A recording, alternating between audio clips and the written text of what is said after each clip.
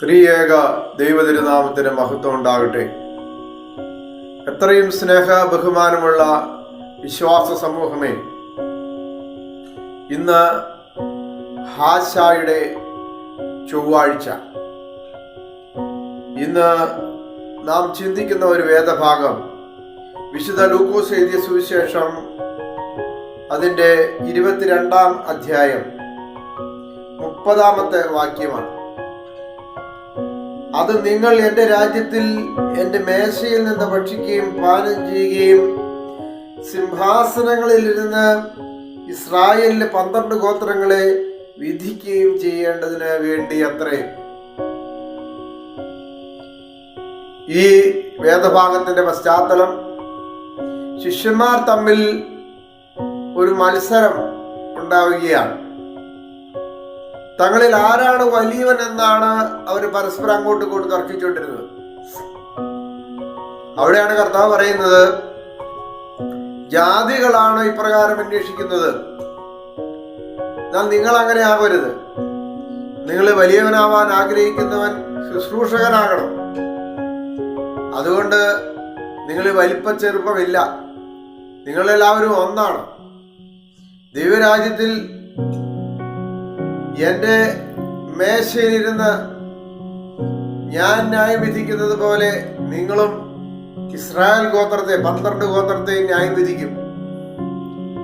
അപ്പോൾ തൻ്റെ ദൗത്യത്തിന്റെ ഒരു പങ്കാളിത്തം 12 ശിഷ്യന്മാർക്ക് കർത്താവ് വിഭാഗിച്ചു കൊടുക്കുകയാണ്.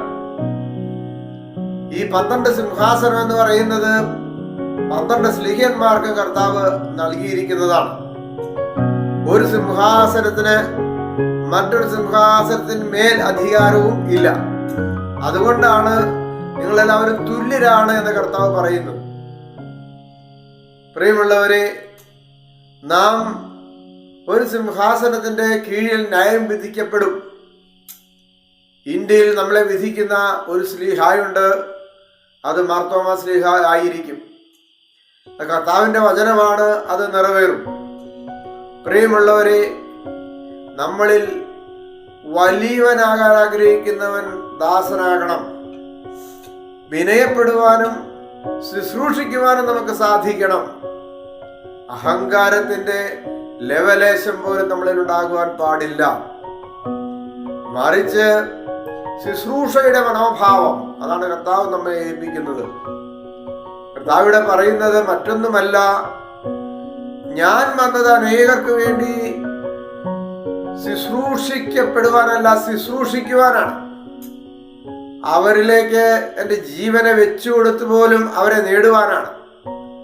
അങ്ങനെ നേടപ്പെടുന്നതായ ഈ മനുഷ്യരെ മുഴുവൻ ഞാൻ ന്യായവിധിക്കുമ്പോൾ എൻ്റെ മേശയ്ക്ക് ചുറ്റുമിരുന്ന 12 സിംഹാസനങ്ങളിൽ ഇരിക്കുന്ന നിങ്ങൾക്ക് ഞാൻ ആ ന്യായവിസ്താരം വിഭജിച്ചു തരും. ആ ന്യായവിസ്താരത്തിന് വിഭജനം നിങ്ങൾക്ക് ലഭിക്കണമെങ്കിൽ നിങ്ങൾ ഉച്ചനീചത്വങ്ങൾ ഉണ്ടാകരുത്, വലിയവനാര് എന്നുള്ള ചിന്ത ഉണ്ടാകരുത്, അപ്രമാദിത്യം ഉണ്ടാകരുത്. പലപ്പോഴും ഇന്ന് സഭകൾ തമ്മിലുള്ള തർക്കത്തിന് കാരണം അപ്രമാദിത്യമാണ്. ഒരിക്കലും അത് ദൈവീകമല്ല എന്ന് തിരിച്ചറിയാൻ നമുക്ക് സാധിക്കണം. എല്ലാ സ്ലീഹന്മാർക്കും തുല്യമായ സ്ഥാനം നൽകുന്നവനായിരുന്നു കർത്താവ്. തുല്യസ്ഥാനം നൽകുന്നവനാണ് കർത്താവ്.